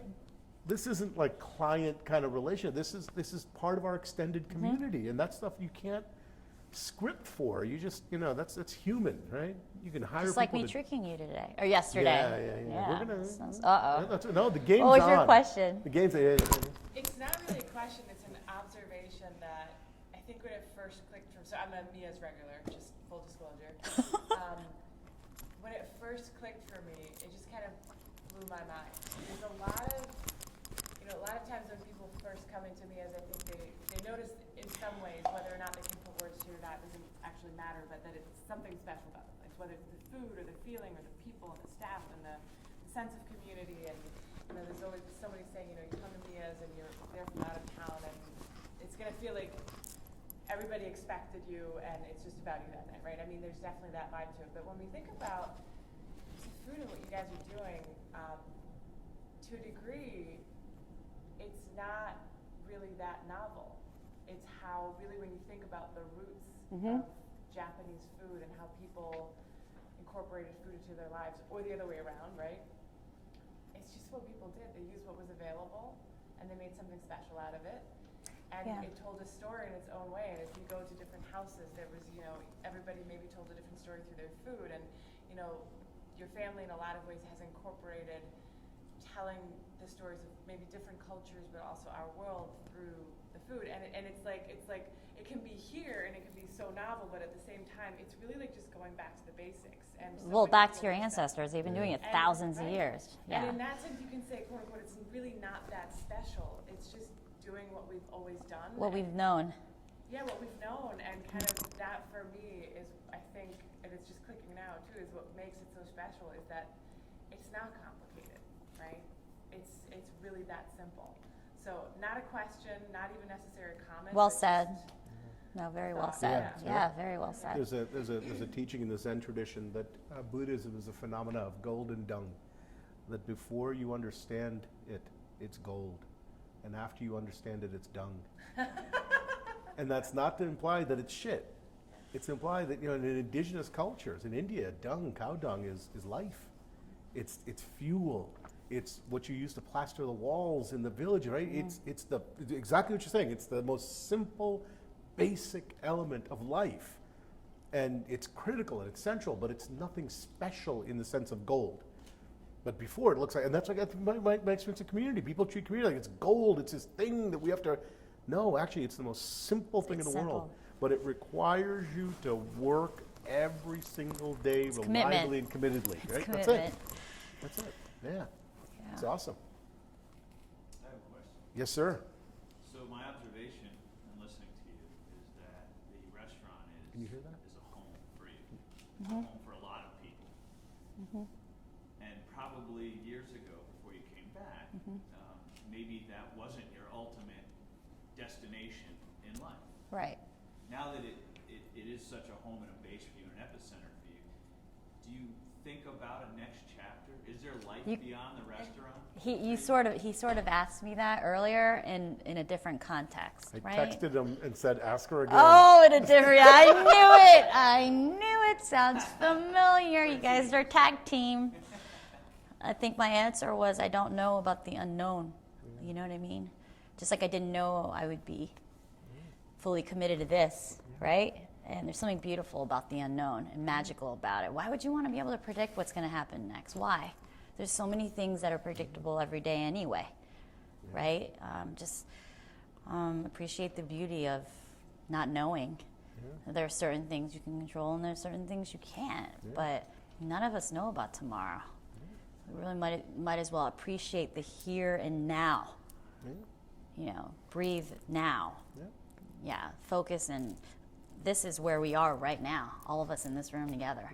You asking me that question in a different context. Well, I think that speaks volume of your answer, right? Yeah. Because if you I used to focus on the so most of us did. In our most of us early do years, we in our kind of early planned years. out, or we hoped we this had is it what we're working going to do, X, Y, Z with our life. That's right. And it's That's not what, disappointing if we're not yeah, doing it right. did, yeah, it doesn't go that way all the time, you know? And it's a different dimension of time. You know, goals. I just met with a new naturopath.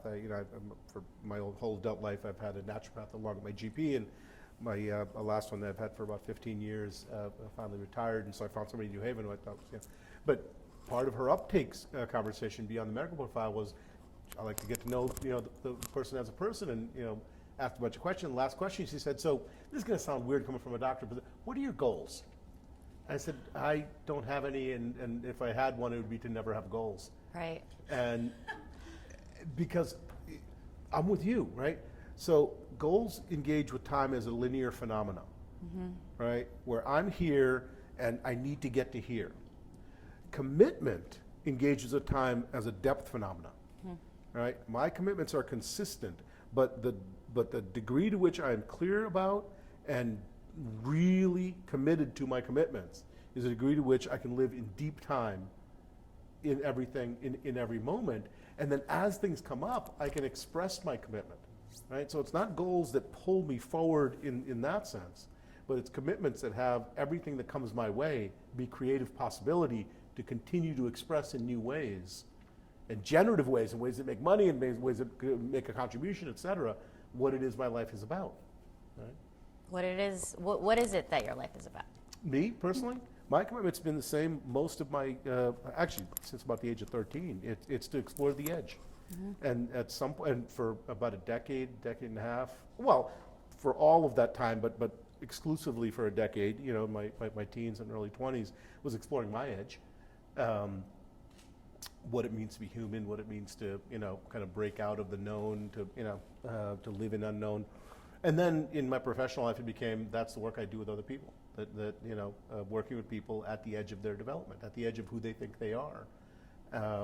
Not to achieve a goal, but to keep digging deeper on who they could be. And I mean, I can honestly sit here and say I still don't know who I am, because I'm constantly, if we're putting just the restaurant aside, the restaurant's redefining itself and I'm redefining myself, and it actually does not define me. Even though I spend a lot of time there, it doesn't define everything about me, right? Just scratching the surface, constantly evolving.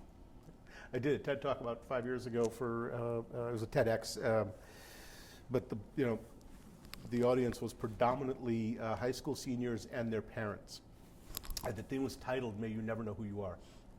Right? I'm with you. I never want to know who I am.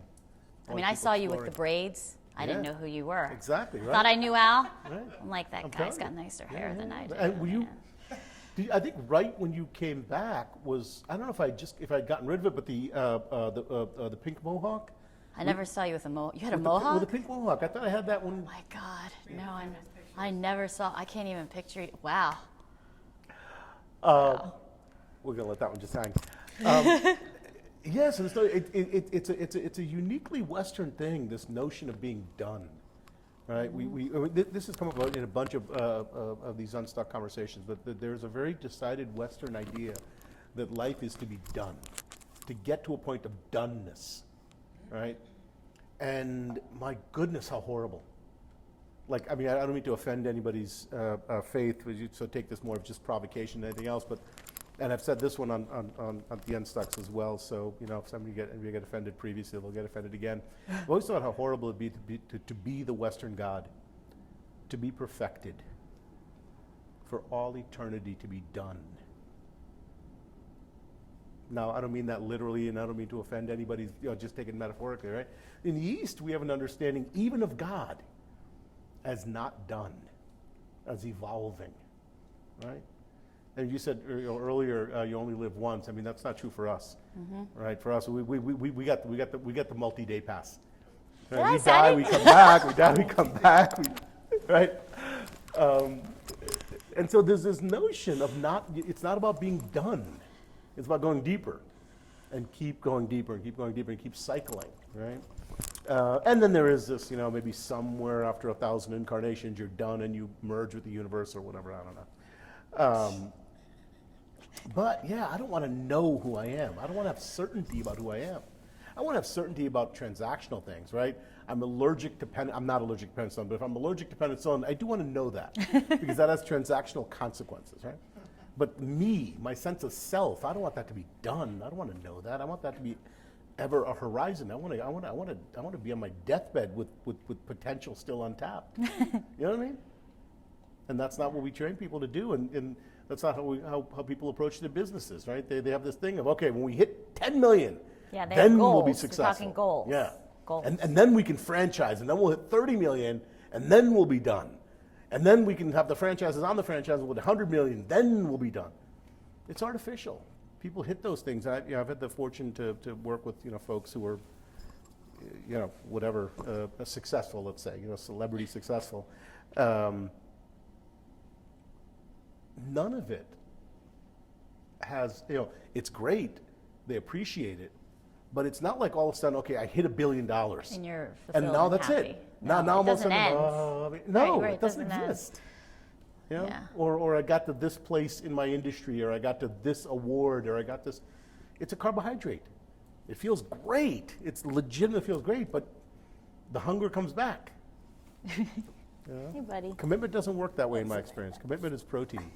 It keeps fueling you to go deeper, and that's what I keep hearing from you, in terms of how you and your family approach the business. It's fuel. Yeah, yeah. Keep pushing on the commitment versus trying to. Yeah. Yes, ma'am.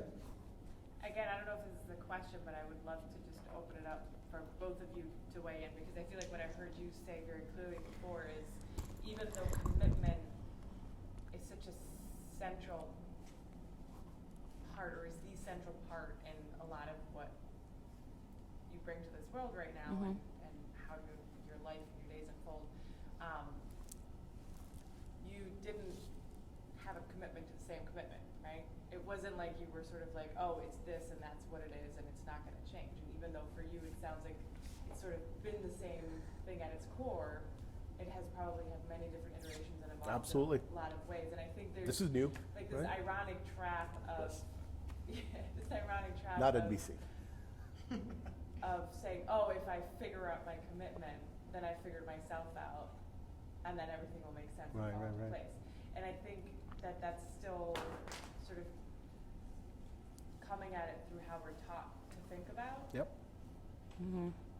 doing and who we are and identifying and whatever. And I just wanted to pick that out in particular because it really stood out when you mentioned it before, right? You have this very, I get the sense of fluidity in what you're doing and this openness to whatever may come will come, but I'm still very grounded. And the commitment might change, but it's not going to change anything about how I approach. I don't want to like almost even put words to it because I know I can't do it justice. But anyway, I just wanted to pick that out. Cool. Got any thoughts on that? Yeah, I mean, I feel like I've had the same commitment since I was a little kid. I was always supportive of my mom. I was always by her side, always in the restaurant. And I don't want to say I moved away and just came back 6 years ago, because that's actually not the case. I lived out of state and I came back almost every weekend. I lived 3.5 hours away. I'd come back. So I was always part of the commitment, was always the same and always there. But like you're saying, it's a different kind of commitment. You know what I mean? Same commitment, but a different kind of commitment. Different expression of it. Different expression of it. Yeah. Yeah, I'd answer the same way. I think it Yeah. is, there's a root commitment that has manifestations. It's like it puts on different clothes, right? I mean, this, the current, U of Next is just the current manifestation. Center for Leadership Studies was a manifestation of that commitment. The teaching at UNH is a manifestation, but they're all the same commitment. They're just different manifestations of that, right? It sounds like similar for you. There's a kind of long-standing commitment of support. Even actually, it just occurred to me because you said you went to Georgia, where your dad is, right? So there's still the kind of commitment to family. To finish school. Yeah, to finish school, finish but school. still, there's a family element there. Well, yeah? and I remember when I was here, and there were rough times, when I was a lot younger helping out the business, and my dad was just like, you're never going to get your degree. You're just, this restaurant, like, what are you going to do? What are you, a waitress? I remember that, very fresh. And he's a scholar. My dad's a scholar. He's an MD, PhD scholar. His whole life has revolved around academics and having that degree, maybe 10. So you couldn't fathom the idea that I was having such a hard time completing one degree, right? And he just was like, you know,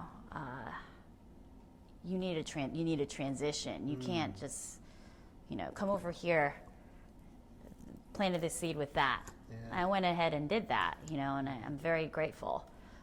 But that wasn't, you know, where it ended, obviously, because I was still committed to being here and to continue doing what I'm doing. Yeah. So is it? I'm legitimately questioning. Like I'm not trying to interpret. So I can almost hear in that the leaving was you said earlier you came back to support your mother, but I almost hear in the way you said that now that the leaving was a way, in hindsight, it almost re-entrenched the commitment for you. Like it reminded you, like, okay, the degree is something I thought I had to do. Right. But it wasn't the commitment. And being away reminded me of what the commitment was. Is some element of that fair? Yeah, that makes sense. Yeah. So you took a ride that all of us take. All of us. Yeah, which is what I should do. What I should do. Mm-hmm. Right? But you took a ride then that a lot of us don't take, which is remembering, to hell with what I should do. This is what I'm committed to doing. Yeah. Yeah. It may have started off I should, but that's not how I feel. Yeah. Yeah, absolutely not. Yeah, that's great. Yeah. The should thing is fascinating. It's And that's where your mindset, that's when people just do what they feel like they should, is when you start to feel trapped, you know? It's with anything you're doing. You could be in a marriage and feel that way. You really have to want to do it. No one's going to make that decision for you, you know? Yeah, there's a certain safety in it, you know, of outsourcing. You know, should living in should allows me to complain. It allows me to not be accountable for how things are going, right? Because I'm doing this because I had to. Like this is what parent expected or spouse expected or whatever it is, right? And so to a certain degree, I get to, not be accountable for it now. It's enticing. Yeah, there's definitely a cultural aspect of it. Yeah. Oh, yeah. Did you, you did, right? Yeah, I thought it. So I've been trying to figure out how to ask this earlier. Well, first of all, I really like your shirt. Thank you. Nice. We're getting that on tape. There we go. We're getting that on tape. I saw it right when you walked in. And do me a favor, just because the speakers apparently aren't picking up, or the microphones aren't picking up that well today. So I've been trying to ask this, and you guys kind of got here in the conversation naturally. So if you walk away from this conversation, there is a common theme to me as success being community and togetherness. And so we sort of moved over to focusing more on the individual, I think, so when we find moments of uncertainty, like with wavering commitment, do I want to continue doing this? Or what is my part in this shifting community? What is some of the mantras or some fallback idea that you might remind yourself? Like when I'm wavering kind of thing? What keeps you going? What gets you through? Yeah, that's one of the most difficult questions to answer. Yeah. Every day is different. I'm constantly wavering. I want to be, completely admit it. I don't know if it's just me, or are you that way where you're just like, one with what you're doing? You can love what you do, but still be not sure. I think I'm always going to be that way, and I think the minute I get there and the energy that I feel in that space and the energy that I get from everybody else that comes in and makes us who we are keeps me going. And when I'm wavering, I kind of get ashamed of it. I'm like, wow, what am I wavering about? This is incredible. It is. It's amazing. And it's hard work. And today was tough and a lot of unpredictable things happened. And I'm exhausted, but that energy was great. And I'm still going to waver. We're all humans. I don't think there is just one thing that. It's a very good, difficult question for me to answer because I still struggle with it. But I think if I was doing anything else, it would be the same thing. You know what I mean? I could be working in another job and not even working with my family. Like today, I could just be like, oh, it's so tough. Why am I? My family's like in my face. Do I have to eat, right? Yeah. But it could be anyone else. It could be somebody else. And it's commitment. You just choose. Because I have prior experiences. It's not like I've just been doing this my whole life. No, thank God. I'm very lucky. I've been able to travel and do a lot of things in my life. And it's made me appreciate even more. When I waver, I have to sit there, take a minute, take a deep breath, and realize what is important to me, not what someone's telling me to do or what I should do. How am I I'm a very feeling person, you know, like how do I feel kind of at that moment in time, and I feed off of that. So I don't know if that answers your question at all. It does, because what I'm asking is, like, there's a sort of stigma to being uncertain. You don't know what you're going to do. Exactly. We were talking about that earlier. And so really what you Yeah. just sort of answered is you hone in, you assess your feelings, you look at your Yeah. surroundings, and you You're kind of supposed to be a remind certain way, right? You're supposed to be a certain way. I'm supposed to be married and have kids right now. I'm not. Do I love kids? Yes. But my life took a different turn. You know what I mean? So, and I embrace that. Do I waver sometimes? And yeah, of course I do in my mindset. We all do. Well, who are you supposed to be? What are you supposed to be doing at that point in your life? How old you are? What role? It doesn't work that way. I don't want our world to work that way. It shouldn't. It shouldn't. We all have different It's the roles and mythology spaces we're to fed fill. by. Yeah. Right. So, you ride a bicycle? yeah. You ever ride it? When you ride a bike, how often are you in a state of balance? I guess it really depends on which terrain I'm going on. but Even if you're riding on a flat road like this. I guess I'd say like something like 83%. You're never. 83% of the time. He's instantly part. The answer instantly part of the community. I would offer you that you're in balance zero, near zero. And what's happening is it's in your body now, so you don't think about it. What's happening is your body's constantly rebalancing. There's no such thing. You'd have to stand still to be actually perfectly balanced. The act of riding is constantly putting you a little off balance, but your body just, through learning how to ride, is constantly just recalibrating. It's like a pilot, right? When a pilot's flying a plane, how often are they on course? Almost never. Because trains can be on course all the time, in fact, have to be, right? But planes never are. It's constantly, they're moving like this, right? But that rebalancing is just embedded, right? After you ride a bike long enough, it's just embedded in your body. My experience is commitments work the same way. That commitment is a craft. That embedded long enough, you're constantly rebalancing and reflecting on based on what's going on, right? And it's not. And so this is another part of the mythology that commitment is like this perfected thing, and I'm just 100% reliable for it. I bat 1,000. No, that's not what commitment is. Commitment is I keep getting up to bat. Yeah.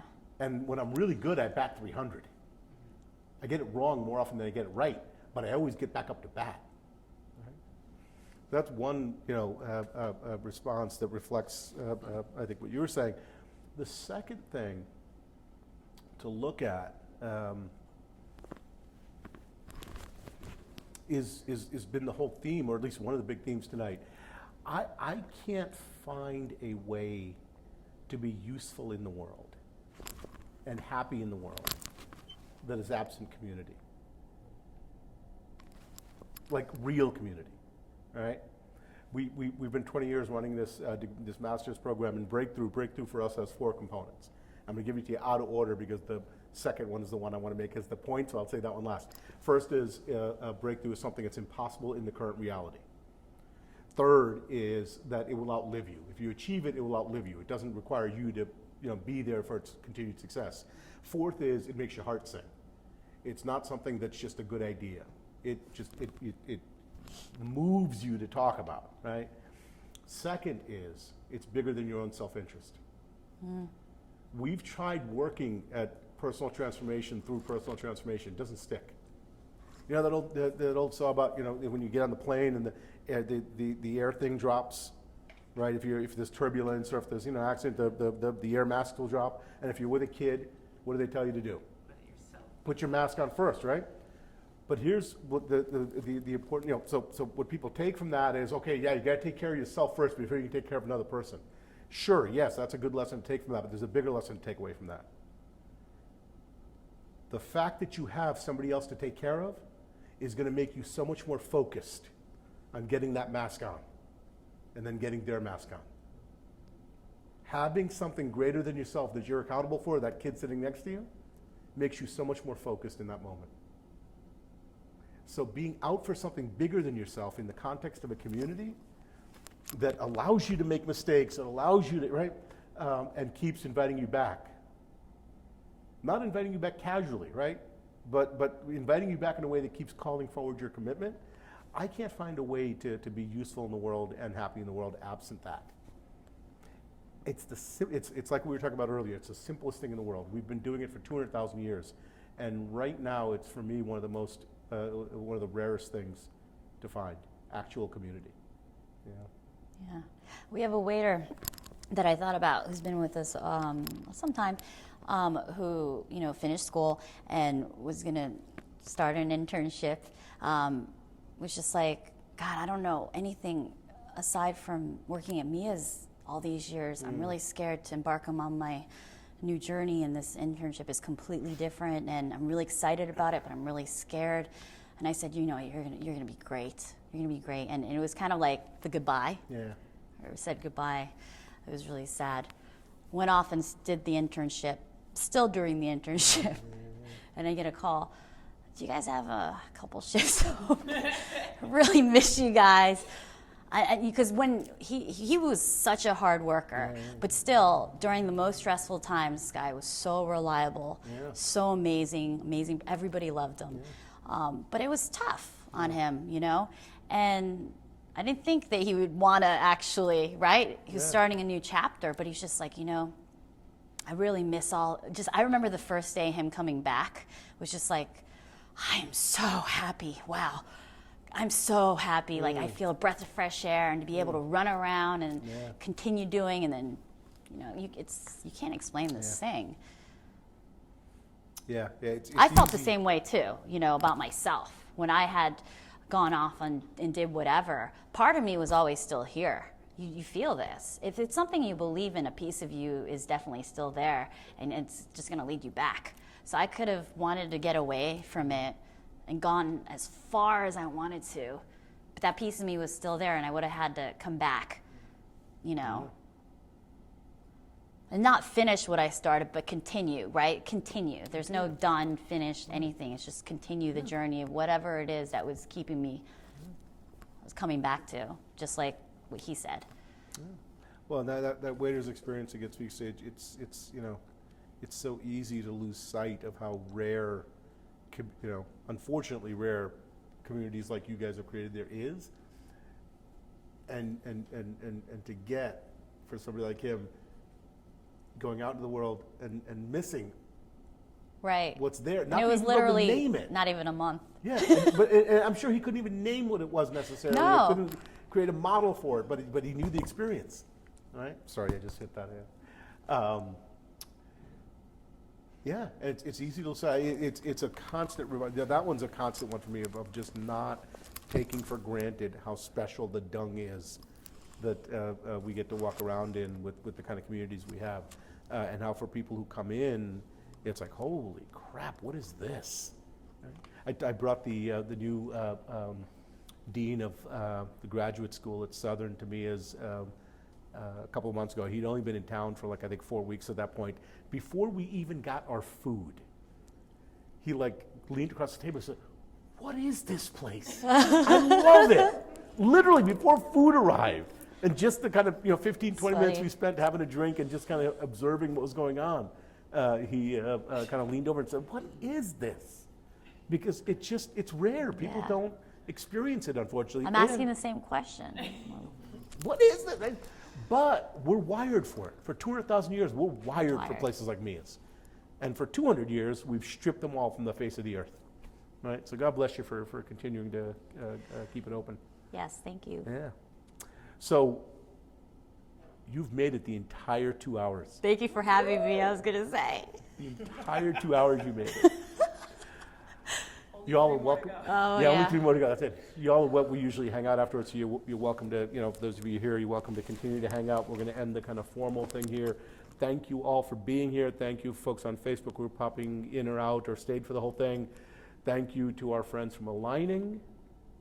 Thank you to our friends from the International Festival of Arts and Ideas. Thank you to our friends from New Beginning Brewing. We're going to add 3 sheets now, even though they had nothing to do with it. Thank you for our friends from 3 sheets, just because I love the place. And again, thank you all for being here, and thank you. Thank you, Pat. For taking the time Thank out. you for having me, for taking me out of my comfort zone. No, so you took yourself out of the comfort zone. Yeah, I'm glad that I was just appreciate there it. to. Yeah, it's good. And today's a work day, right? There's no Yeah, downtime. you gotta go to work. Yeah, and you took time off from that, so I really deeply appreciate it. I deeply appreciate your family and everything they do We for appreciate this town. you. Thank you, thank you. And the community. If I got adopted into the family, I'd be ally, right? And I Ally. reflect to me as ally. It's a nice, On that silly note, thank you again, and we'll see you all next month. Thank you.